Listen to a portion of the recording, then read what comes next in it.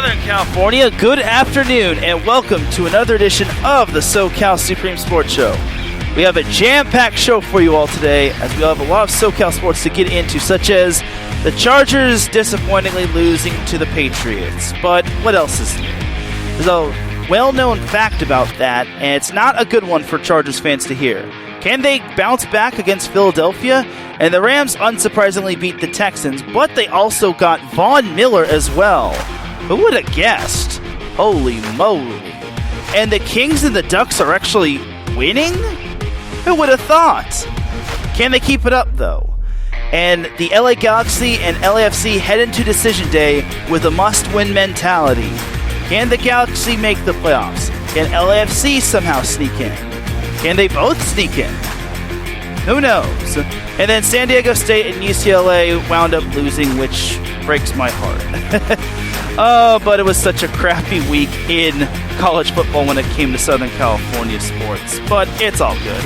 All that and more here on the SoCal Supreme Sports Show. This is Teran Rodriguez bringing you another edition of the SoCal Supreme Sports Show here on iSports Radio, your direct feed for all that is sports.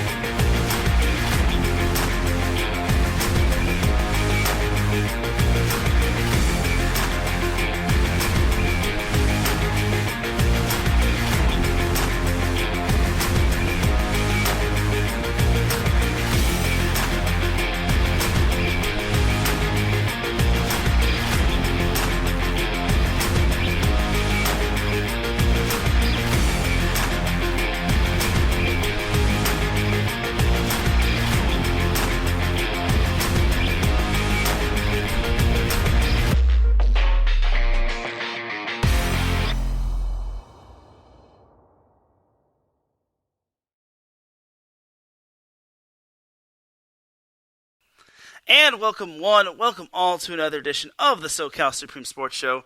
Thank you to everyone that's tuning in on this beautiful Friday afternoon. I appreciate you all tuning in, and I am following Marcus Lowe's great show as he just went live with gloves off just recently, and he had himself a great show. He previewed Canelo Alvarez and Caleb Plant, as they'll be doing battle with one another this weekend. And I am really looking forward to that fight. Great job as always, Marcus. Without any further delay, let's get on into the SoCal action. But first and foremost, we have a word from our sponsor, the Southern California Warriors semi-pro football team. The Warriors unfortunately dropped one to the Moreno Valley Mercury 32-26 in the final game of the regular season as they finished 4-6. And I am heartbroken that they finished 4-6. But due to a playoff scenario going their way, the Warriors have made the playoffs, and they'll wait to see who they play next week. Great job, Warriors. The world of semi-pro sports is unlike any other sports organization. Players pay to play in hopes of so many different outcomes, whether it's playing to get film to try out for professional teams, big-time colleges, or just playing to stay in shape. No matter what, all semi-pro players have one thing in common, and that's playing for the love of the game. The SoCal Warriors have been on a quest to earn titles and give players second chances since 2017. Whether you're in Southern California or anywhere in the world, give semi-pro sports a chance if you love your sport. You may get that second chance you've been waiting for as an athlete. You can follow them on Twitter at SoCal Warriors, on Instagram at Southern California _Warriors, and on Facebook by typing the word Southern, then California, then Warriors. The second sponsor for iSports Radio is Background Check International Businesses. Are you looking to background check a new hire on? Let Kit Fremen take care of that for you. Kit has founded and managed Background Check International since 1994, and he's here to help you with the screening process. Contact Kit and let him help make the hiring process that much easier. This business is used for professional background checks and not for the use of any crimes such as identity theft or other illegal activity. They do not have Twitter or Instagram, sadly, but they do have Facebook. As long as you type in the word background, then check, then International, then Dash, then BCI. And then you can also follow them on their website, www.bcint.com. And you can also follow IE Sports Radio on Twitter and on Instagram at IE Sports Radio.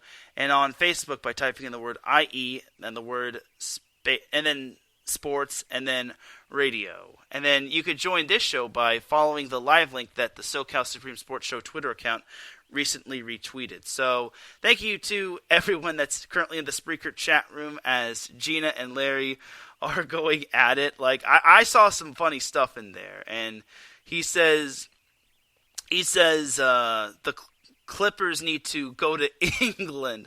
Now that's pretty funny right there. And he says LAFC needs to stop being a team. That's pretty funny. That is pretty funny. Anyway, so now let's get on into the Southern California sports action. Before I lose my mind when it comes to these tweets, or not lose my mind, crack up when it comes to these tweets. So we'll obviously start in the field of football, and unfortunately, we gotta go with the Chargers first. So the Chargers sadly dropped one to the New England Patriots 27-24, but it was no surprise. For those that listened to last week's show, I said that if a team was going to win, it was going to be through defense. And sure enough, the Patriots did that.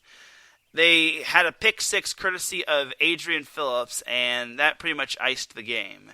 And yes, the Chargers only lost by 3, but that last touchdown was like a last-ditch effort. Like, it was kind of a garbage time touchdown, because they knew when they were down 2 scores, they had no timeouts, it was going to have to be based on onside kick, which more times than not, they haven't really had those go their way. So the Chargers dropped to 4-3 and is rather disappointing. They were one of the more hotter teams in the NFL, and now they've kind of dipped a little. So it really sucks, because the thing about the Patriots is that Bill Belichick always seems to have the perfect game plan for the Chargers. No matter who the quarterback is for the Chargers, or no matter who the quarterback is for the Patriots, or no matter what happens, the Patriots always seem to have the Chargers' number. It's rather strange, and it's rather disturbing. Well, not disturbing, concerning, actually. Just because if the Chargers can't beat the Patriots at their worst, then boy howdy, if they're at their best, or they're facing a tougher team like Buffalo, Lord knows the Chargers won't be able to handle them, which it's bad enough they had that loss to the Baltimore. Like, the Baltimore loss was their ugliest loss this season. But the loss to the Patriots, that could have been won. It's just that the offensive line didn't do Justin Herbert any favors. Herbert's receivers didn't do any favors. And unfortunately, Herbert kind of made a couple of... he only made one true bad decision. Like the first interception, because Justin Herbert had 2 interceptions... That first interception went off the fingertips of Austin Eckler and into the hands of Adrian Phillips, and that was very unfortunate. And the second interception was more so Justin Herbert's fault, but in his defense, Jared Cook wasn't looking, as Herbert threw basically to the back of Jared Cook, and then Phillips picked him off again, and it was a pick 6, which... Funny enough, Adrian Phillips is the former Charger, and of course he had to have a big game against his former team, which... you want to know who else had a big game? Well, he didn't have a big game, but Hunter Henry got to have his revenge game, as Hunter Henry had one big play offensively, and then he also recovered the onside kick, which is also a big punch to the face right there. And he and Phillips got the game balls from Bill Belichick, so... Chargers are back to trying to find, answers. Because I thought they would have the answer after their bye week. I thought with them getting healthy, I would think that they would have a shot at beating the Patriots. But it did not help that the Chargers lost 2 of their best corners in Asante Samuel Jr. and Mike Davis. That also did not make matters better for them. As Larry says, at least the Chargers aren't the Lions. That's true. That's facts right there. And then he also says, how are the Raiders leading the AFC West? LOL. Well, because the Raiders, and this is no knock to the Raiders, I'm not going to try to take anything away from them. They're actually winning the games they're supposed to win.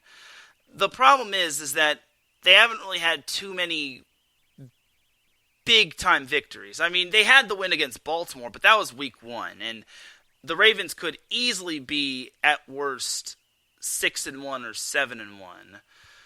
So, it's no knock on the Raiders, because God bless them for everything that's happened to them, but I don't know. I'm not really fully sold on them. But if they beat like a Chiefs team or a team that has like bigger playoff ambitions or something like that, then I'll be a little bit more sold on them. Larry says the Ravens team was injured. That is true as well. And then they beat the Steelers, which Big Ben was not Big Ben. He was Big Ben as in he needs to retire, which no, nothing against him, of course. And Larry says the Raiders are still trash. Yep. Until further notice, of course. So the Chargers look to bounce back as they take on the Philadelphia Eagles. Now, the Eagles are an interesting case. Jalen Hurts is their quarterback, and he's basically the same class as Justin Herbert. Now, this obviously has a Chargers win written all over it, but I'm not fully sold that the Chargers can easily win. And part of that is because Asante Samuel Jr. and Mike Davis have not practiced this week, and they're not practicing today as well as Justin Jackson, the running back too, as well as Alohi Gilman, which I'm not too concerned about Alohi Gilman and Justin Jackson. Like, Justin Jackson is basically fragile as glass, but then again, that's actually an insult to glass because at least glass can actually pose a threat. I mean, Justin Jackson did have that big run against the Patriots last weekend, and God bless him. He had it was a 75-yard gain, and then afterward he got hurt. So Larry says if the Chargers lose to the Eagles, yeah, I said this earlier on Twitter that the Chargers are kind of in must-win mode. And it's only going to get tougher. Well, no, it's not going to get tougher. They've gone through the worst of their schedule, so they should be ready for the Eagles. But one thing to note is that they do have Darius Slay, who will most likely be covering Keenan Allen. And the last time the Chargers faced Slay was when he was with the Lions, which, strangely enough, the Lions actually won that game. But that was with Phillip Rivers. So it hasn't happened in a while. So I digress. So yeah, not having their corners is going to be big, but also not having a running back too will be big. Something that is good news for the Chargers is that they get Kenneth Murray back from IR, which is good stuff. And then we'll see what the Chargers can do with Keenan Allen and Mike Williams and some of the other wide receivers. I get the Patriots defense was still good, and also Bill Belichick had a great game plan for them, but they can't really lose to Nick Sirianni and the Eagles. So for the Chargers, it's obviously going to be tough because they're traveling across the country to play in the land of brotherly love.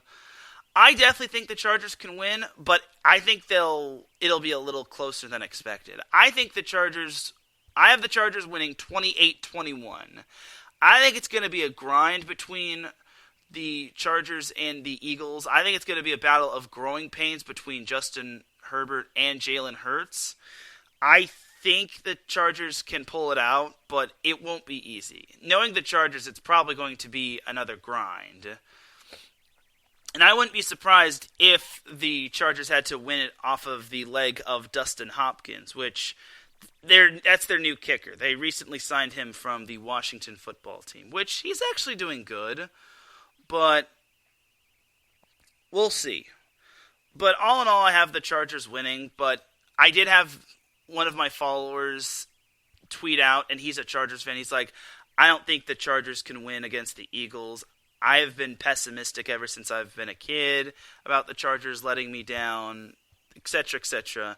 And I basically laid it on the line, and I was truthful to him. I just said, I totally agree with you, man. I think it's going to be a tough one for the Chargers to win. And like I said, I think the Chargers could win, but they have to get their heads out of their rear ends. The offense has to be better, and the offensive line has to do Justin Herbert better, because if he's getting popped in the mouth or he's getting sacked every now and then, it's because the O-line isn't doing him favors. I get the Patriots had Matthew Judon, and he was a tough matchup for Rashawn Slater. But I think this week is totally different. The Chargers cannot, and I repeat, cannot lose this game. And Larry is totally right. You guys should win this game, and I totally agree. It's just going to be a little bit of a grind, but I am confident the Chargers can win. And the thing about the Chargers is that they have to keep pace with the Raiders. I can't believe I'm saying that, but the Raiders being on top in the AFC West is still mind-blowing to me. But the Raiders this week have the New York Giants, which they should win that one based off of what's been going on with the Giants. No offense to any Giants fans out there, but I really think the Raiders will win, and if that is the case, the Chargers need to, and I repeat, they need to win against the Eagles. Like, I don't care if it's on the road, and I don't care if the Chargers struggle up east. Like, they have to win. This is must-win mode, because if they cannot keep going back and forth with the Raiders, and if for some reason the Chargers are one game behind, or if they're tied with the Raiders come Week 18, that last game could loom large. And Larry references Body by Taco Bell. Yes, Body built by Taco Bell is Matt Judon. So, all in all for the Chargers, I think it's going to be a grind, and they're, like Larry one time said, the Chargers can be a bit of an ace card. They could be 1 or 11, and they can no longer be 1. Unless, of course, we're playing blackjack, but you get what I mean. So the Chargers have to come up big. So that's kind of my little spiel on the Chargers. One more thing to note was that Justin Herbert did hurt his hand. Well, he hurt his hand against Kansas City, and then the pain started to come back against New England. And he was limited the first day of practice on Wednesday, and then Thursday he practiced in full. So I don't think Justin Herbert should be too much to worry about when it comes to him playing. So I think it's going to be a fun game. It's going to be the battle of sophomore quarterbacks. It's just that the Chargers need to win this. No ifs, ands, or buts about it.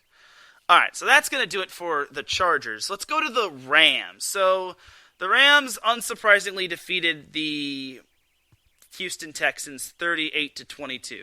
That score is very misguiding just because the Rams were up 38-0 after 3 quarters, and it got to the point where the Rams could finally play John Wolford and rest Matt Stafford as well as the starters. Regardless, the Rams were able to just steamroll their way to victory. And with the win, they are tied for first place with the Arizona Cardinals, who, like I said, last week they suffered their first loss to the Green Bay Packers. So that was good news for the Rams. The bad news is that now the schedule is going to start to pick up because they don't really have too many easy matches going forward. And even their games in the NFC West should be tough to tussle with, as this week the Rams play the Tennessee Titans at SoFi on Sunday. And it's going to be at a Sunday Night Football matinee. So that's going to be fun. So for the Titans, they did lose Derrick Henry as he's out throughout most of the season. And that really sucks. 1, because I have Henry in both of my leagues. And then 2, just because Derrick Henry is such a phenomenal player. And I feel horrible in what happened. And I would never wish this on anybody. I never wish him getting hurt in any sort of way. So, do feel better, Derrick Henry. But as for the Rams, it's not going to be an easy game. I can see Ryan Tannehill still coming up big. And personally, I feel that the if there's one thing the Rams taught me is that they have to come out better. They cannot start slow. They did a good job of starting strong against the Texans, but it's the Texans. Like, we're not worried. Against the Titans, who currently lead the AFC South, the Rams have to play good football. They have to make sure they're getting pressure on Ryan Tannehill. They have to make sure they clog the run game, which the same could be said for the Chargers. And then also, Matt Stafford has to get in a rhythm offensively. The Rams did release Deshaun Jackson just because he wasn't really getting much playing time, and also he requested to be traded or requested to be waived. So all in all, for the Rams, they'll have the wide receiver options of Cooper Kupp, who is leading the league in receiving yards, Bobby Trees, a.k.a. Robert Woods, and Van Jefferson. And then they have the tight end and Tyler Higbee as well. So, and then they still have Darrell Henderson at running back. So, all in all for the Rams, I could still see the Rams winning, but again, it's not going to be an easy game. Just because the Titans are now have a new identity, they're going to have to move on from Derrick Henry, and it's going to have to change the game plan for the Rams going into Sunday. Like, the original game plan, I presume, was most likely shut down Derrick Henry, clog the lane, make sure Derrick Henry doesn't run rampant on the Rams. Now that game plan is most likely going to have to change to make sure Ryan Tannehill gets pressured, make sure whoever's the running back, whether it's Adrian Peterson or anyone else, does not run rampant. Make sure A.J. Brown doesn't have a big game, or Julio Jones, or any of that sort of stuff doesn't have a big game. And then also don't start off slow. Now, the Rams did actually get something before the trade deadline happened, as they traded for Von Miller of the Denver Broncos. Yes, the Rams actually did get Von Miller, as they traded a pair of, I think it was like a second and a third round pick for Von Miller, which that's actually incredible. It seems like the Rams don't need draft picks in order to be successful. And Larry, I'm sorry if I have to use this as an example, but they're kind of the opposite of the Raiders. The Raiders have had multiple draft picks, and then unfortunately they haven't really gone anywhere when it came to the playoffs. The Rams, on the other hand, they've had not a whole lot of draft picks, and they've been able to work with what they've got, and they've been able to build off that. And also, I got to use another example from what Larry told me one time. The Rams can be a wild card. They could be anything. And I think the Rams, currently, he said it best, they have to play Rams football, and we'll see what happens with the Cardinals. Like, the thing about the Cardinals is that Kyler Murray might not be playing. I was told that he and DeAndre Hopkins are game-time decisions, so against the 49ers. And obviously, the Rams can hope and pray that the 49ers win, but they can't control that. They can only control themselves. And Larry says, I'm not saying the Cardinals are going to fall apart. I'm just saying if they do, the Rams will overtake and run with the division. If they don't, collapse in the second half of the season. I agree. And the Rams' schedule gets really tough going forward because they got quite a bit of competition. I said it last week that the Texans game was kind of their last breather game. So now they're facing some stiff competition going forward, and they got to be ready for that. Like, they cannot start slow, and they cannot, play down their competition, because looking at their schedule, after they play the Titans, they head down to NorCal to take on the 49ers, and that's going to be a Monday Night Football game. So on back-to-back weeks, the Rams will be in primetime games. And then the Rams will have another challenge the following week as they play the Packers, which, man, that's going to be a very tough game. And especially since it's at Green Bay. And I know Matt Stafford has played against Green Bay before, but still, it's really tough for the Rams to win at Green Bay. Like, no real quarterback has really had that much success at Green Bay.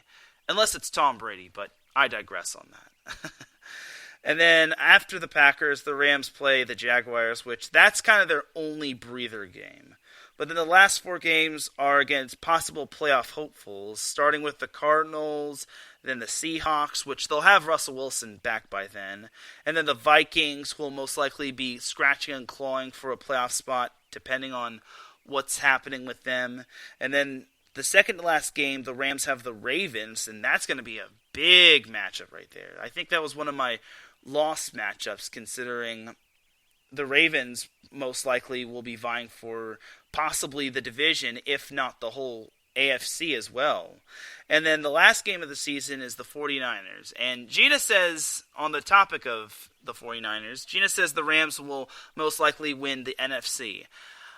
Most likely, and I totally agree, and I definitely have to emphasize most likely, but they still have a tough time against Jimmy Garoppolo and the 49ers. And it pains me to say that, but it's kind of the truth. Every time the 49ers start Jimmy G, they have not lost a game. I don't know why. Maybe it's because Jimmy G plays his best game against the 49ers. Maybe it's because the 49ers just have a better game plan than the Rams. Maybe it's because Shanahan actually outcoaches Sean McVay. I don't know. And Gina says we're gonna beat We're gonna beat them in the up and coming Monday Night Football game. I wouldn't doubt it. I mean, the 49ers kind of got back on track last week against the Chicago Bears. And yeah, I see you, Gina. She says we own the Lambs. We'll see. I mean, we'll see if the Rams can actually break through and snap their losing streak against Jimmy G and the 49ers. Like, personally, the Rams need all the wins they could possibly get because they know it's either pick their poison. They'll either play the Packers in the divisional round eventually, or they'll play the Bucs, which no team wants to face the Bucs. Though the Rams do have the winning formula against Tom Brady and the Bucs, which that's rather fascinating. But then again, they could also meet the Cardinals, depending on what the situation might be. Like, I'm looking too far ahead. So, all in all for this game, I think the Rams beat the Titans 34-21. I think it'll be a grind for the Rams, but I think they'll eventually pull away, and Matt Gay will probably be the big reason for it. And then the Rams will most likely move to 8-1 on the season. And I do hope the 49ers defeat the Cardinals. It would be quite funny, but again, the Rams can only control what the Rams do. They can't control what the 49ers or the Cardinals do. So, all in all, it's going to be a fun Sunday night football game. It's two of the best teams in the league, and I look forward to it. I still wonder how and why the Titans lost to the Jets of all teams. Like, my goodness, how did they lose to the winless Jets? Big oof. So, we'll see what happens, though, any given Sunday. Alright, so that is going to do it for the NFL portion of the show. Let's jump to the NBA, as the Lakers and Clippers are starting to get back on track. Like, I don't think they're fully getting back on track, but they're certainly not as bad as they were when they were starting out. So, Larry says the 49ers are 3-4. Yes, they're 3-4, but that's a deceiving 3-4 because they've been banged up for the most part. That said, I really think the Rams can. I like the Rams' chances against the 49ers. It's still up in the air though, so we'll see. But going back to the NBA, so the Lakers are starting to get their ish together, though LeBron James is out, and that is not fun times. As last Friday, they defeated the Cleveland Cavaliers 113-101. And thank goodness they beat the Cavs. And I really hate how Evan Mobley's homecoming had to result in a loss for him. But hey, he's a rookie. He'll have more bigger games when the time comes. LeBron was phenomenal, though, as he had 26 points. Mobley actually led the Cavs with 23, so good for Evan Mobley. Like, I hope he gets Rookie of the Year. Like, fight on forever, Evan. So good stuff for him. And then the Lakers also defeated the Rockets on Sunday, 95-85, which I'm surprised it was that low scoring. Against the Rockets, Carmelo Anthony moved up in the all-time scoring leaders, as I think he's now 9th as he moved past the late Moses Malone. So congratulations to Carmelo Anthony on that accomplishment. And then also Russell Westbrook added 20 points as well. So good for Westbrook and good for Carmelo. I'm happy for Carmelo that he was able to achieve that accomplishment. This past Tuesday, the Lakers edged out the Rockets 119-117. I really did not think the Lakers were going to have to go that down to the wire. And luckily they did have LeBron in that game, but at the cost, he suffered a pectoral injury or a strained pectoral, which is like, oh, come on. That is ridiculous. So, despite his 30-point outburst, he got hurt, and he eventually wasn't able to play this past Thursday or yesterday against the Thunder, which, well, the Thunder were actually able to win again against the Lakers. And the worst part is, the Lakers remember how the Lakers blew a 26-point lead against the Thunder last week? They blew a 19-point lead against the Thunder. Like, why? What is it about the Thunder that brings out the worst in the Lakers? And the worst part is for the Lakers, they were actually leading. They actually had the game pretty much in the palm of their hands, and then they just let the Thunder back in. I understand Shai Gilgeous-Alexander had a big game last night, but come on. And then Derek Favors had a big game, and Josh Giddey had an okay game, but still, Shai Gilgeous-Alexander is not on the Clippers. He shouldn't be having big games like this. Like, please, Lakers. At least they gave me 3 wins. I said they should at least win 3, if not all 4. So at least I was right on that prophecy. But still, it's like OKC's only 2 wins were against the Lakers. Other than that, they're 2-6. And the Lakers are 5-4. So Larry says we're 5-4. This is disappointing. Yeah, it is pretty disappointing considering, even though they've been banged up, but that's still no excuse. Like Carmelo said it best. Even though they didn't have LeBron, we should have won that game, and they shouldn't be playing like that. And it's like, how? How does this happen? I mean, maybe it's the curse of the OKC curse being planted on Westbrook, but still, the Lakers can't be losing like that. Like that could possibly be the difference in being in the play-in game or being left out of the playoffs or any of that sort. But it's too early to think about that.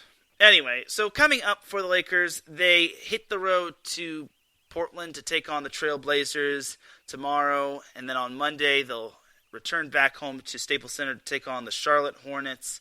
And then on Wednesday, this will actually be a fun one. Next Wednesday, the Lakers will be staying at home to take on the Miami Heat, which, ironically enough, they're actually 6-2, so they're sizzling right now, even though I think they just lost to the Celtics.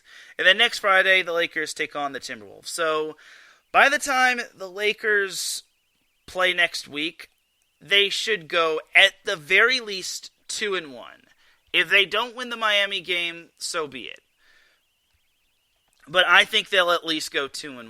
Damian Lillard has had an off game as of right now. He has not been successful when it comes to downtown, and that could be the time for the Lakers to strike when the knife is hot. And then the Hornets are still... It's tough to determine what the Hornets are. Like, they started off strong, and now they're kind of dipping, and then they're kind of on the rise again. So we'll have to see what the Hornets have to offer. But they look solid with LaMelo Ball. But at least the Lakers aren't, like, losing a whole lot of games. Like, all in all, I think they're improving. Like, it could have been worse. Like, they could be where New Orleans or Detroit or Houston is. So we got to look at the glass half full. And also, it's only 9 games into the season. I won't make a big deal of this, but if this continues to become a trend, then I think the Lakers have got to hit the panic button. I still think the Lakers will make the playoffs. And do I think they can make a deep run? I think so, but that depends on where they're placed and what their attrition looks like. Just because they have been banged up. Anthony Davis did hurt his thumb yesterday, which, well, that's fun. Like, of course, more injuries for the Lakers. Like they needed more. So, all in all for the Lakers, they have to get healthy, and they have to basically get back to the winning side of things. And also, they can't be blowing leads like they did to the Thunder. Like, that's disgusting, dude. Lakers could legit be 7-2, but unfortunately, the Thunder had something to say. Oh well. It's still early. I won't downplay this too much, but again, it really sucks.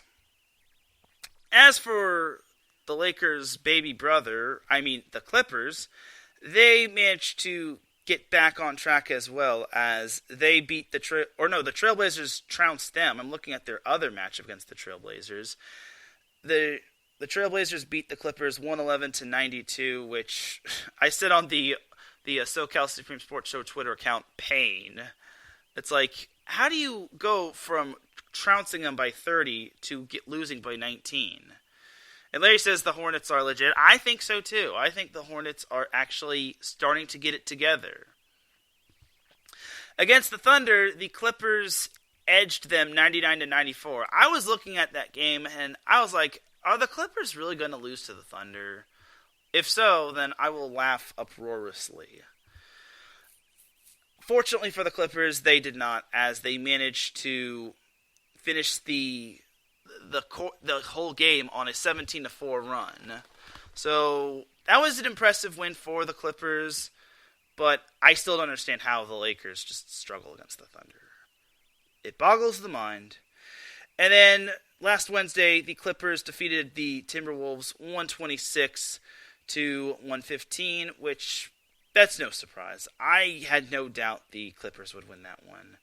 The Clippers actually will take on the Timberwolves in the second of, I wouldn't say of a back-to-back, but the second of a 2-game series, even though I'm using baseball terms, tonight, and it will be at Minnesota, aka the Target Center, even though I think Minnesota's, oh no, it's still the Target Center. Like, every state gymnasium has been renamed, such as, for example, Honda Center used to be the Arrowhead Pond, and I still call it the Pond. And then Oracle Arena is now the Chase Center. So, yeah. Anyway, so for the Clippers, they play the Timberwolves tonight. And then on Sunday, they will be heading back to Los Angeles to take on the Hornets. And then Tuesday, they will be taking on the Trailblazers, which, well, they've split the first 2 matchups against the Trailblazers, so hopefully for the Clippers' sake, they don't find a way to lose. And then the Clippers play the Heat on next Thursday, which that should be fun. And then I guess also something also to note is that the Clippers play the Timberwolves this time at Staples Center, so it's not till next Saturday though. And then Gina says the Hornets are legit. Dubs beat them, however, and held LaMelo. LOL. Yes. I know the Warriors beat the Hornets. I ain't mad at that. Like, I knew that the Warriors, I know the Warriors are legit, and then I think the Hornets are going to be a tough out for the Lakers. So it's still early in the season, and as for this week for the Clippers, I predict they'll go at the bare minimum 2-2. I think they can go 3-1, but I don't know. Something's screaming at me saying that the Clippers will go 2-2 by the time they play next Friday, which they don't play next Friday, but by the time I go live with SoCal next week. So I think they can beat the T-Wolves, but the Hornets will get the better of them, and then they'll bounce back against the Trailblazers, and then they'll lose against the Heat. Again, I'm not really the greatest prophesizer, and I will eat my crow if I'm wrong, but I can see the Clippers having a big week next week. It's all about playing their cards right. And I know they still don't have Kawhi Leonard, but they're at least having the slack picked up by Paul George, and even Reggie Jackson is looking good. So, good lordy. And yes, Gina, we know that we know the 49ers own the Lambs. Yeah, I see you, Gina. I see you in the chat room calling the Rams the Lambs. Like, funny, Gina. Definitely do check out Reppin' to NorCal Sports because Gina does a fantastic job. Speaking of NorCal, I actually want to give a big salute to Buster Posey and his retirement. He is a first ballot Hall of Famer, and the Dodgers did show him the love yesterday. They said it was a great competitor, and they congratulated him on his retirement, and I definitely think Buster Posey is a first ballot Hall of Famer. Like, the dude is amazing. Like, I don't want to hear anyone else's argument. Like, please don't. Please don't make me angry. Because if people want to blurt out that he's not a Hall of Famer, I get it, it's their opinion, but I will scream if anyone else says otherwise. So, I tip my hat to you, Buster Posey, on a fantastic MLB career, and yeah. So Gina says Dodgers were classy and saying something on Twitter about it. Yeah, and at the end of the day, it's all about winning with class and losing with class. But because at the end of the day, it's just a game, and even though the Giants and the Dodgers are bitter rivals, you could have at least some respect for your opponents and your rivals. So it's great stuff. And even the Dodgers were classy and respectful to the Braves on them winning. So, and even the Angels were as well. But we're not talking about the Angels. We're talking about the Dodgers and how they showed respect for Buster Posey. So just want to get that out of the way. So again, hats off to Buster Posey on a fantastic MLB career, and I hope you do get into the Hall of Fame as a first ballot, and I wish you the best.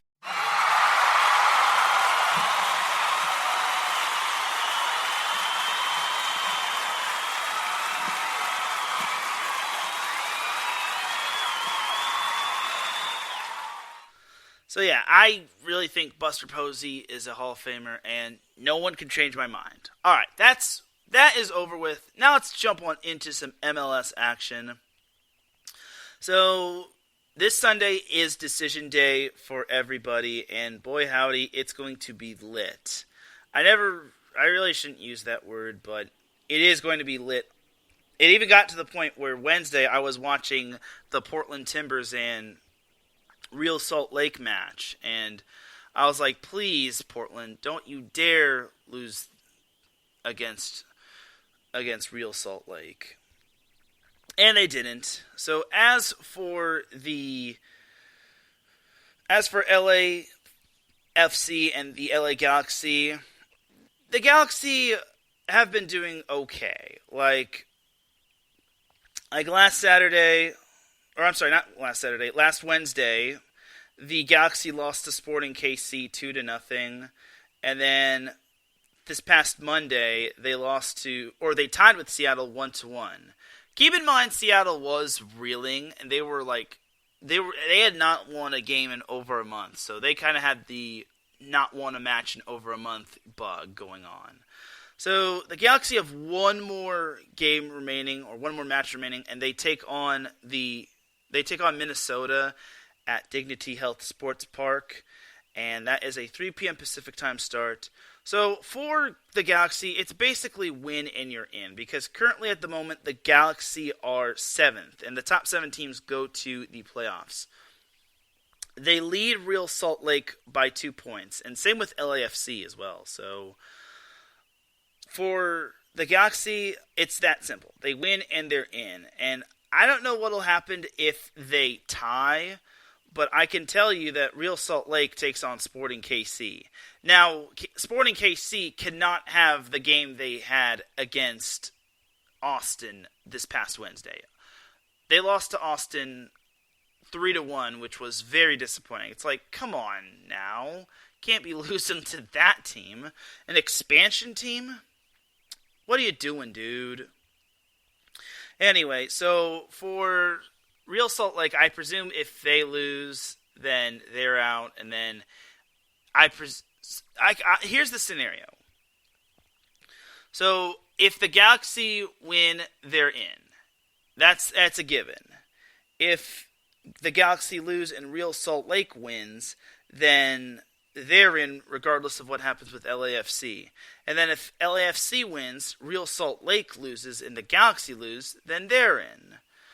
And I don't know if there's going to be any scenario which, if the Galaxy and LAFC get into the playoffs, like maybe if the Galaxy win and LAFC wins and Vancouver loses, Vancouver moves out of the top 7. Because if it does go to goal difference after that, then, well, it's most likely going to go to record, as LAFC is currently 12-9-12, which is kind of funny. So they're basically 500, as the Galaxy are 13-12-8, 13 wins, 12 losses, 8 draws. And then LAFC's goal differential is 5, so that's something else to know. As we say hello to Marcus in the chat room, thank you for tuning in. Great job today on Gloves Off. As he says, Golden State is the best in the NBA. Yes, I get what you're trying to say. Yeah, I see you in the chat room, Marcus, saying that Golden State is the best in the NBA for now. But we'll see what happens. We'll see if the winning ways of the Warriors can continue. I'll believe their hype when they win the Larry O'Brien trophy, which I give them a good shot to winning the Larry O'Brien, but it's still a long season. So I'm not going to crown anybody as of right now. So we'll see. But back to the MLS. So looking at the schedule, it looks like Vancouver might have the tiebreaker over LAFC in terms of overall record, because currently Vancouver is 12-12-9, 12 wins, 12 ties, 9 losses, while LAFC is 12-9-12, 12 wins, 9 ties, 12 losses. So, that's going to be tough. So, it looks like we might have one team in the MLS playoffs, barring if LAFC doesn't lose, and Real Salt Lake doesn't win. So, Minnesota is also vying for its playoff spot as well, as it doesn't look like they're going to be moving up, but they could also slip down. It all depends. Like, if the Galaxy beat Minnesota, then LA could move up to number 5.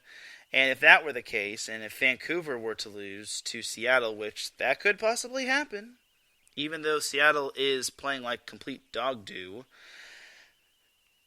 Vancouver could slip out of the playoff spot entirely. So 1 through 4 is already locked up. Seattle, Sporting KC, Colorado, and Portland are the top 4, and they will host, with Seattle also getting a bye.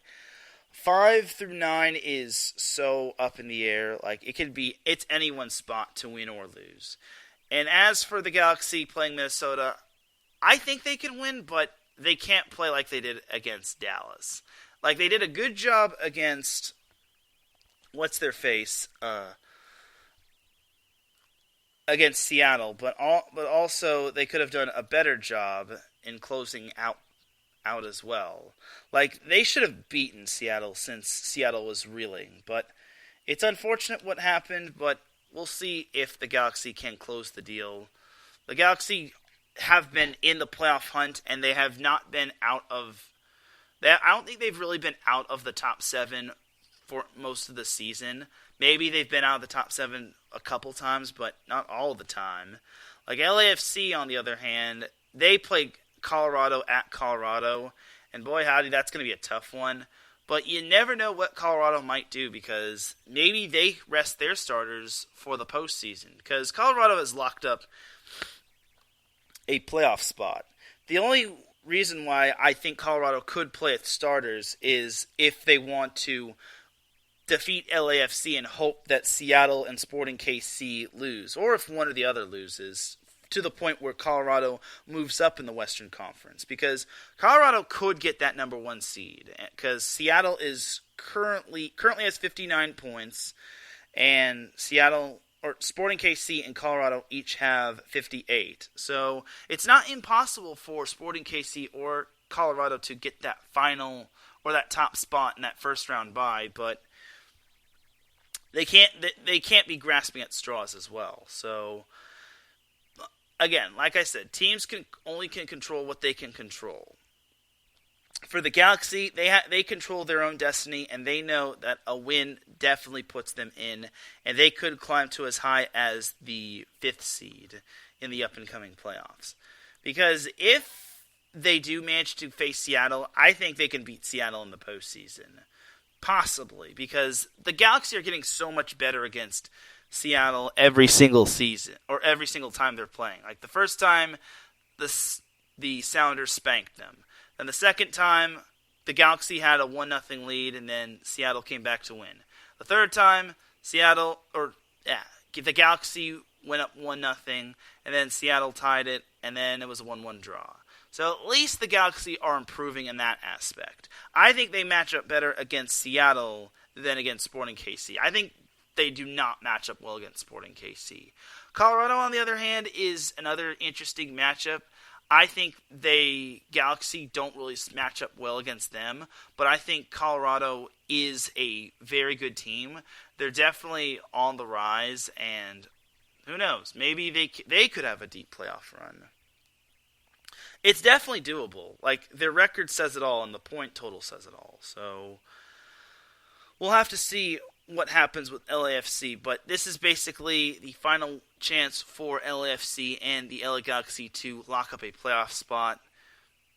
It sucks that we most likely will have one team from LA representing in the MLS playoffs, but if we get 2, awesome. But it'll most likely be a shallow 2, as both teams will most likely be the 7 and 6 seed, and most likely one of them will get one and done. So we'll see. Well, that's going to do it for the MLS portion of this show. I will definitely be keeping an eye on both of those games. The LAFC versus Colorado matchup is at 3 p.m., while the Minnesota Galaxy matchup is also at 3 p.m. I definitely will be keeping an eye on that, just as well as the Chargers game. And after the MLS happens, then I'll be able to see the Rams game. So fun times going on this weekend. I really can't wait to see what else happens. So that's going to do it for the MLS portion of the show. We'll just briefly go to the NHL portion, and then we'll take a quick little breaky break. So the Ducks and the Kings have surprisingly won quite a bit of game. They've actually won a certain amount of games. Like the Ducks have won 2 in a row, while the Kings have now won 3 in a row, which is actually good. Never thought I'd see the day that the Ducks and the Kings would actually have themselves winning streaks, considering they're both notoriously bad. So, looking back at what happened the previous week, the Ducks lost to the Golden Knights in a heartbreaker 5-4, and the Golden Knights were shorthanded, so the fact that the Ducks lost is also heartbreaking as well. And it was also in overtime. It was actually in a shootout, so my goodness gracious. And then on Sunday, the Ducks actually won a game as they beat the Montreal Canadiens 4-2. And then on Tuesday, the Ducks stomped on the New Jersey Devils 4-0. So good for them. It's about time they started winning. I sound mean when I say that.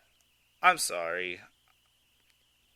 Anyway, so the Ducks play the winless the winless Coyotes tonight. I believe that's how they're actually pronouncing it. It's not Coyotes, it's Coyotes. Either way, they're playing Arizona tonight at the Honda Center. And then on Sunday, the Ducks will stay at the Honda Center to take on the St. Louis Blues. Tuesday, the Ducks will be heading down to Vancouver to take on the Canucks. And then Thursday, the Ducks will have their first ever matchup against the Seattle Kraken. It'll be at Seattle. I'm excited for the Ducks to play Seattle. It'll be the first ever matchup, and hopefully those Ducks will get the win. We'll see, though. We'll see. I really hope the Ducks just don't lose to the Coyotes or the Coyotes. I don't care how it's pronounced. I just don't want the Ducks to lose, especially at home. No more losing. They can't afford to lose to the worst team in the NHL. It just can't happen. It really just can't. Please. I'm sorry.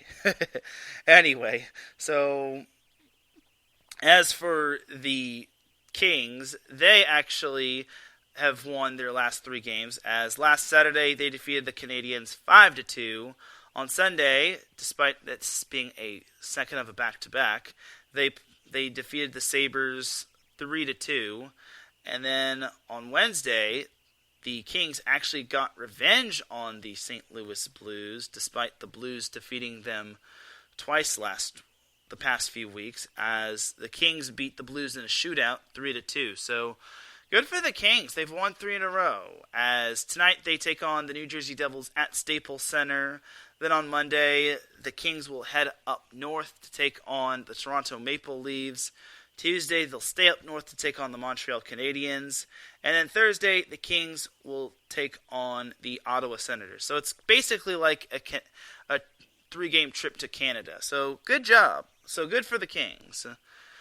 Before I close off the NHL segment of the show, I definitely want to give a huge shout out to Ryan Getzlaf for being the all-time leading scorer for the Anaheim Ducks. He surpassed Teemu Selanne's original 488 points as Getzlaf scored his 989th point as a Duck. He's on pace for 1,000 points as an Anaheim Duck, and the points are basically either assists or goals. So all in all for Getzlaf, that is a huge accomplishment, being the all-time Ducks leader in points, and I could not be more proud of him. That is my captain right there, and it's such a breath of fresh air seeing that happen despite the most recent past the Ducks have had in terms of not having too many wins on the ice. So for Getzlaf to have that success and to have that milestone, it's absolutely amazing. And I tip my hat to him on being consistent. So I hope that milestone continues to propel the Ducks going forward, because I really want to see a SoCal team in the NHL playoffs. And that could also go for the San Jose Sharks as well. I know San Jose is not in Southern California, but still, I want to see some California team in the NHL playoffs. Please. Anyway, so that is going to do it for the NHL portion of the show. Let's take ourselves a quick little break. When we come back, we'll have more SoCal sports action, as gotta talk some college football. And then I will close out the show, and then I will send you all on your way. So you are listening to the SoCal Supreme Sports Show here on IE Sports Radio, your direct feed for all that sports. We'll be right back after this.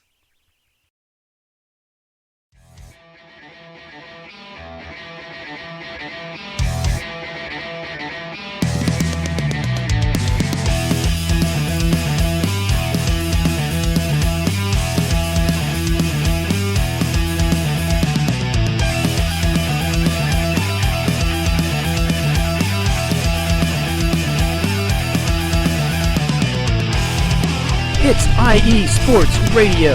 It is your direct feed for all that is sports. It is Philly Sports Talk with Cash and Chris every Tuesday night right here on IE Sports Radio, your direct feed for all that is sports. Philly Sports Talk with Cash and Chris is the most comprehensive view on Philadelphia sports exclusively right here on IE Sports Radio. You know what it is, your direct feed for all that is sports. Tuesday night, IE Sports Radio, Philly Sports Talk with Cash and Chris.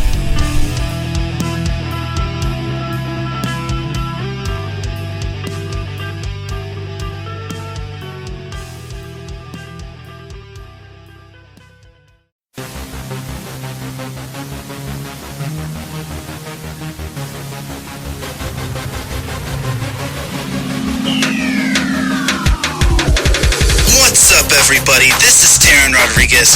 Are you a fan of volleyball? Are you a fan of Thunderous Spikes? Then I have the show for you, Set Point, where I cover NCAA men's and women's volleyball, high school boys and girls volleyball, beach volleyball, and even professional volleyball. Catch the action every week here on IE Sports Radio, your direct feed for all that is sports.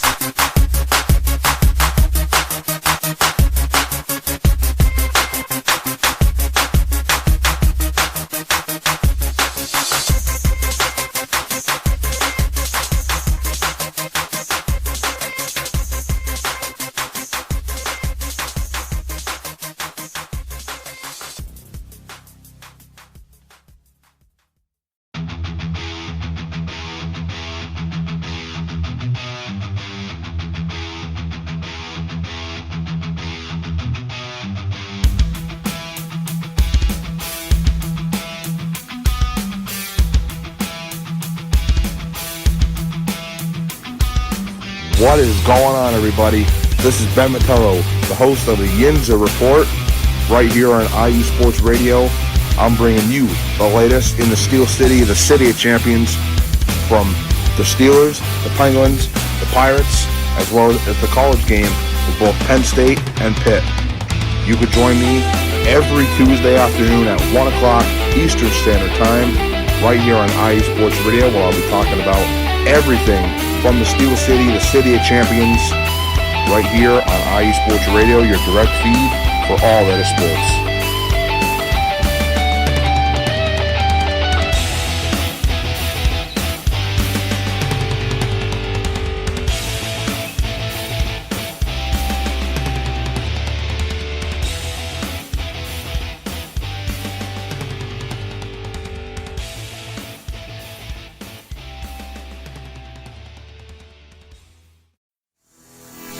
Sports fans, do you like teams that are tough, cities that are tougher, and fan bases that are passionate about their teams?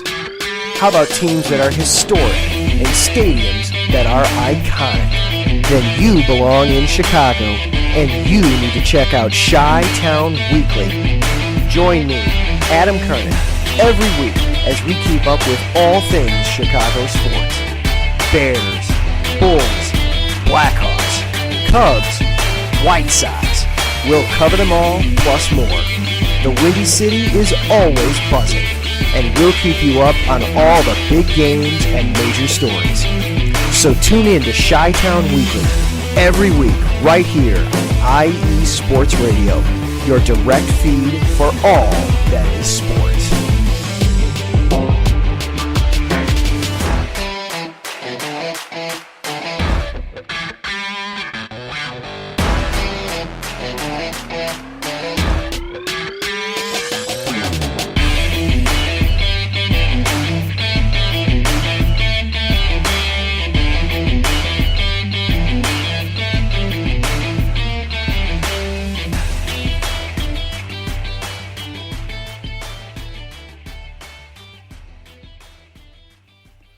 Back with segment number 2 of the SoCal Supreme Sports Show. Thank you all once again for tuning in to today's show. Hope you all are having an amazing Friday. Definitely do check out all of our amazing shows on IE Sports Radio. We have many shows dedicated to several different cities and sports. We have Gloves Off with my boy Marcus Losgray. We have Set Point with yours truly, Teran Rodriguez. That would be me, which talks about volleyball. Marcus Losgray talks combat sports and MMA. You also have other great shows such as the Yinzer Report, which talks Pittsburgh sports, Chi-Town Weekly, which talks Chicago sports, Philly Sports Talk, and all sorts of good stuff. I see Eugene and Marcus saying that the Warriors are the best in the NBA. We'll see. But let's get into segment number 2 of the SoCal Supreme Sports Show. Don't have too much to go over let's jump into some college football. So, oh my goodness. San Diego State, how could you do this to me? Man? San Diego State went into their big-time showdown against Fresno State undefeated, and sadly, they fell to Fresno State in the Battle of the Oil Can, 30-20. Oh my gosh. I couldn't believe it. I'm like, what is happening? Like, what is happening, my dudes? Like, I couldn't believe San Diego State lost. And it's like, oh wait, I forgot. San Diego State has offensive ineptitudes. They were down 7-0 to begin the first half. It got to the point where San Diego State was down 20-0. 20-0 as the first half was underway. Marcus says, I know I won money on Fresno State, LOL. Yup. Good job, buddy. Good job, Marcus. I knew that one was going to be tough for San Diego State. So, not even the punter could save San Diego State's life. So, not only do the Aztecs lose out on being the recipient of the oil can, but they are now in second place in the Mountain West Conference Western Division. Absolutely unacceptable. But again, Fresno State was tough, and they hadn't really won most of their games by convincing scores. Well, the past 2 games, as they only beat Air Force by 6, and they beat San Jose State in overtime by 6. So, all in all, for San Diego State, they have a lot of work to do. This weekend, they will be hitting the road to the Big Island to take on Hawaii. It's going to be an 8 p.m. start time. And the reason being is because Hawaii is 3 hours behind Southern California. So basically, currently right now it's 2:13 p.m. Pacific time. It's only 11:13 a.m. in Hawaii time. So that's something to make note of. That's why the game is starting at 8. But as for this game against Hawaii, I think San Diego State should bounce back. I would be dumbfounded to see them losing another game. I understand Hawaii had that win over Fresno State, but honestly, there's no way lightning strikes twice. There's no way San Diego State loses. That said, I would hope that San Diego State can iron out its bad offensive ineptitudes. Because if the offense isn't getting anything going, the defense is not going to have enough time to rest. And I know Fresno State is good. They beat UCLA. But I think San Diego State is a lot better than what they demonstrated. So they have to, I repeat, have to do better in terms of offensive performance. Like, the defense can get the job done, but the fact that they're still having offensive troubles at this stage of the season is rather disappointing. So we'll see what happens. That's kind of. So I'm confident San Diego State will bounce back against Hawaii. But again, it's all about figuring out the offensive troubles. Like, if they have to throw the ball, they have to throw the ball. They can't just bank on Greg Bell doing everything. And if they have to find the quarterback to do so, then so be it. Well, again, we'll have to see what goes on. And again, at this point, San Diego State cannot have any more losses. Looking at Fresno State's schedule compared to San Diego State's schedule, they have 3 games left. They play Boise State at home on Saturday. Then next Saturday, they are at home against New Mexico State. And then the following week, they actually have a bye, but then they have a Thursday game against San Jose State at San Jose State. So for San Diego State, their schedule I know gets tough as they have that game against Hawaii.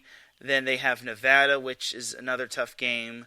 UNLV shouldn't be too tough, and then Boise State will obviously be tough considering the Broncos are basically fighting for their Mountain West Mountain Division lives. So we'll see. We'll see if San Diego State can figure it out, because at this point it's do or die for them if they want to win the Mountain West Conference Western Division and make it to that big dance. And yes, Gina, I see you laughing at San Diego State in the chat room. Where was that performance against Hawaii, though? Anyway, so moving on to UCLA. UCLA disappointed. Well, I wouldn't say they disappointed. I had a feeling they would lose, but I didn't think they would lose by this much. They lost to Utah 44-24, which I know Utah is improved. I know they are a good team, a very good team, but I didn't think Utah would lay the hurt on UCLA. Like, good lordy. But that loss to Utah actually hurts UCLA's chances of winning the Pac-12 South. Had they won, they would have been in a better situation just because Arizona State actually lost this past weekend, which I feel bad for all of Arizona's football teams last week, as the Cardinals lost to the Packers, Arizona State lost to Washington State, and then Arizona continues to lose as they lost to USC. But more on that later. But UCLA is now in a not-so-good situation as Utah has somewhat of a firm grip on the Pac-12 South. They still have Stanford, Arizona, Oregon, and Colorado left on the schedule. So it's not set in stone that Utah is the Pac-12 South champion, but for UCLA, it's not looking too good. Thankfully for UCLA, they do have a bye this week, so they'll have enough time to heal and get better, as UCLA will return to the Rose Bowl to take on Colorado next Saturday. That should be a win based on how bad Colorado is. And then after that, UCLA heads to the Coliseum to take on USC, and then UCLA closes out the season against Cal. Now, what I have been hearing about Cal, I think Cal plays Arizona. So yeah, they play Cal. Cal plays Arizona this week, and what I have been hearing is, and I know this doesn't pertain to Southern California, but what I'm hearing is that Cal may have to forfeit their game against Arizona because they had a positive COVID test or whatnot, which is not good. I hope Cal and Arizona play, but if that's how Arizona's 20-game losing streak, which dates back to last season, ends, that's a big oof for Cal. I hope it's not the case, though. I really want to see Cal and Arizona play one another, and it would just not be fun. Like, winning via forfeit just doesn't have that same feeling to winning an actual game. So we'll see what happens. And then lastly, when it comes to the Southern California football teams in the FBS, USC barely, hence the word barely, defeated Arizona 41-34, which that was the ugliest game I had ever seen. I stopped watching after Arizona was trying to make a comeback. And it's like, golly, how do you almost lose to Arizona? Like, USC should have beaten them by way more. I understand Keaton Slovis was making poor decisions, but still, it's Arizona. They'd lost 19 in a row. And now you mean to tell me you played down to their competition again? It's almost as bad as last year. Goodness gracious. So Arizona was lucky to keep pace with USC. Luckily for them, USC built luckily for USC, they built a 35-14 lead at one point. And then in the second half, USC just could not put anything on the board except for field goals, which is absolutely bad. As I'm feeling I'm concerned for USC. Marcus says, I bet money against USC because we've been trashed this season. Facts. We have been trashed. And he capitalizes the word trash, which is quite fitting. So the worst part about this season is Marcus says bring on Urban Meyer, and Larry says SC is irritating. Yeah. The worst part about USC's loss against Arizona was, and I'm saying the worst part because obviously they could have won by more, but the worst part for USC is that they lost Drake London for the season. He is out with an ankle injury, and that was one of their top wide receiver, and he was going to be a top draft prospect going into the draft this season. So the fact that USC won is great, but they lost Drake London for the entire year. And I'm so heartbroken. Like, the dude has been balling out, and now this happens. So I hope that really does not hurt his draft stock. I really hope he is a first rounder, if not a second rounder. Like, I think Drake London has great potential to be in the NFL. I really hope he does get that chance, and I wish him the best. I'm sending my positive thoughts and prayers to you, buddy. Like, I hope you feel better, Drake. Oh, man. And Marcus says, bring on Urban Meyer. That's funny. I would like to see that, but if Urban Meyer actually shot down that theory, then So USC returns to action this Saturday as they take on Arizona State. Well, Arizona State put the beat down on UCLA a couple weeks ago, and do I really think USC is going to beat Arizona State? It's me scratching my chin. It's very doubtful. I get this feeling USC is going to pull off the win in prime time, but against Arizona State, against Jaden Daniels, who is a very good quarterback for the Sun Devils, it's just going to be tough. And it's under the bright lights, and Arizona State knows that it now no longer can afford a loss. Like, they are already one full game back of Utah, which it also does not help that Utah beat Arizona State. So that means Arizona State's going to have to run the table, and then they're also going to get help along the way from Utah. So as for this week, I don't want to be pessimistic. I feel USC will make it interesting, but I think Arizona State pulls out the tight win. I think they win, let's say 38-31. I think it'll be close. I think it'll be a high-scoring affair. Larry, I'm sorry, but I think USC falls a little bit short. Again, I will eat my crow if USC manages to pull out the win, and I will eat my crow on 3-and-out college edition if need be. So put it down for me, and definitely do say, oh, Teran, you were wrong. You said USC was going to win, or USC was going to lose. Like, I predicted San Diego State was going to win, and they wound up belly flopping.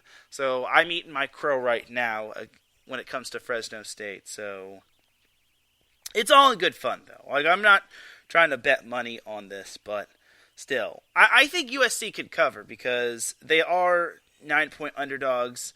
So at the very least, USC will cover. But all in all, for USC, it's not going to look like it. They're going to win. Like, I don't want them to get crushed, but it just is looking like it. So, we'll see. I'm not going to fully downplay it, as I think they do have potential, but again, it does not help that they wound up losing. So, jumping to the FCS, San Diego takes on Morehead State tomorrow, as the Toreros have actually won I think they've won like 5 or so in a row, and they're not too far off from Davidson when it comes to the Pioneer League, so that's good. They defeated Valparaiso, or Valpo as most people call it, 21-14, which is a solid score. It's not high scoring, and it's not low scoring, it's solid. And currently, as of right now, San Diego is on a 5-game winning streak, and that is awesome sauce. I'm so happy for the Toreros. They're currently trailing Davidson, not Davidson Crooks, Davidson, the college, by a half a game, as they're 5-1 in conference, and then Davidson is 5-0 in conference. And I'm excited for it. I'm excited to see San Diego hopefully making a surprise run. As for Cal Poly, they lost to Portland State. But at the very least, they play Sacramento State tomorrow. So meaning it's going to be Gina G versus, or SoCal Supreme Sports Show versus NorCal, or Repida NorCal Sports. As Sacramento State is 6-2 and Cal Poly is 1-7 ever since they got that first win of the season against San Diego. And I would not be surprised if Sacramento State whooped Cal Poly. It feels like, and fun fact about Sacramento State and Cal Poly, those two actually play in the same conference. Now, you're probably wondering, but Teran, Sacramento State doesn't play in the Big West Conference. Au contraire, Sacramento State actually plays in the Big West Conference when it comes to men's soccer. Just because Long Beach State doesn't have a men's soccer team, and I am heartbroken. And so are many Long Beach State students that actually like soccer. And yes, Gina, let's go NorCal. You'll get that one, but we'll get you back soon. So back to Sacramento State playing in the Big West Conference when it comes to men's soccer is your Snapple fun fact. So you're welcome. All right, and that is going to do it for the college football portion of this show, and that's pretty much going to do it for the SoCal Supreme Sports Show. At this time of the SoCal Supreme Sports Show, I would have the Dum Dum of the Week award, but I'm actually going to skip the Dum Dum of the Week award. Something did happen, unfortunately, to a certain NFL player. I'm not going to name his name, but you all know who it is, and let's just say it wasn't really the greatest thing he could have done in terms of decision making. And he was going to be my Dum Dum of the Week award, but it's like, nah. All I can just tell you all is that make smart choices when it comes to the future. And I'm sorry, Marcus. He says no. Now I feel bad for Marcus. Oh man, I feel really horrible now for. Now I feel bad for not having Dum Dum of the Week award. I feel I should be the Dum Dum of the Week award. I should be the Dum Dum of the Week for letting my boy Marcus down. Now I feel guilty.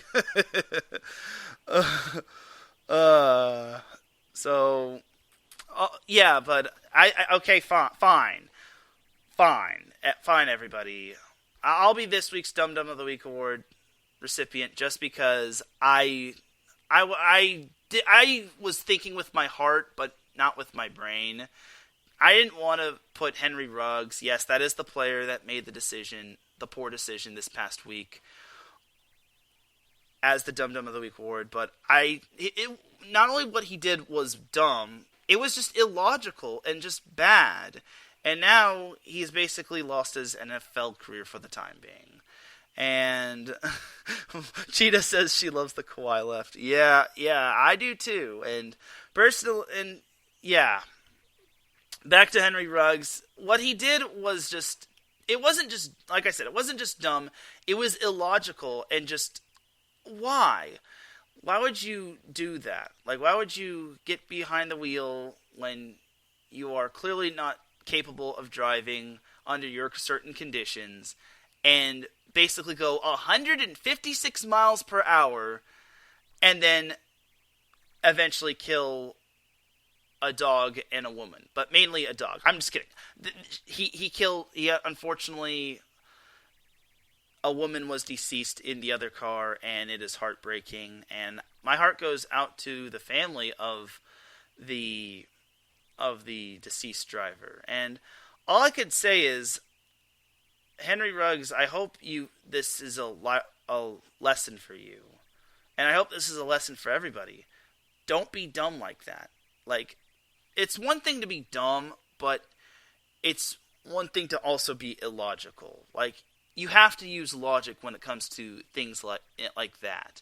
Like, there's a reason why Uber and Lyft are a thing, just so you don't get in trouble like Henry Ruggs did. And all in all, I could have had Henry Ruggs as the dum-dum of the week, but again, I didn't want to dunk on him all that much, just because he was getting dunked on by everybody. He was getting dunked on so much, it felt like Kawhi Leonard was dunking on the Utah Jazz and Dallas Mavericks back in the playoffs last year. But all jokes aside, I do hope Henry Ruggs does get the help that he needs, and I hope he does wake up and smell the coffee, because he can't take this back now, and Lord knows what'll happen. So Gina says, not to mention the NFL has a program in place for free rides. Facts. That's facts right there. And that's another. There's no reason. So yeah, there's no reason for Henry Ruggs to do what he did. So again, I hope Henry Ruggs gets the help he needs, but it's basically looking pretty dark for him. But again, I'm going to pray for him. I understand he doesn't need. Everyone says he doesn't need the prayers, or he doesn't need that, but I'm going to pray for him. And I am a man who believes that no person should be berated. I understand what he did was wrong, but I still hope he's able to get his life together, whether it's in the NFL or out of the NFL. This is going to be tough to come back from, but again, I do pray for Henry Ruggs. I pray for the victims of that, or the family of the victim of the car crash. And I just gotta tell you all, don't drink and drive. It's that simple. Just please don't. Just please. Just use Uber and Lyft. Don't be illogical this weekend. And on that note, Gina says, everyone needs prayers regardless. However, he needs help of some sort and to serve time. Yeah, I do agree. He does need to serve time, but he does need a lot of help in that sort of way. And something I heard from Urban Meyer in regards to what happened with Henry Ruggs was absolutely amazing. I'm not going to play it just because I don't have my speaker on, but what he said about the Henry Ruggs situation was amazing. Unless y'all want to hear potato quality sound, and my phone is on the verge of dying. So, regardless, I did love what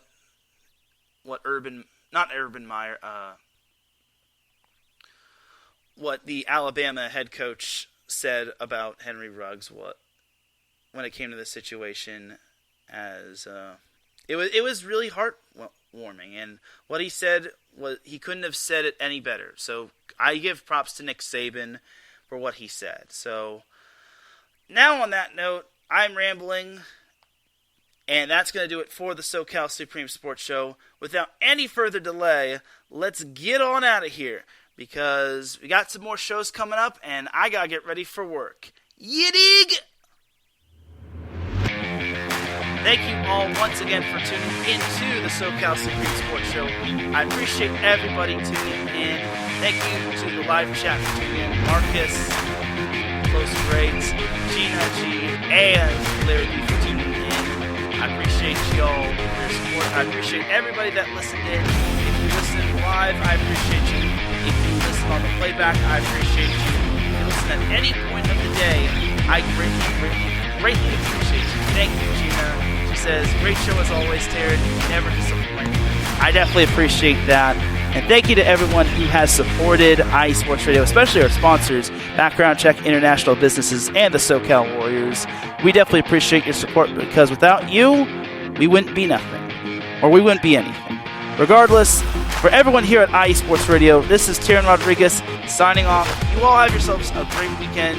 Again, make the correct decision. Use logic.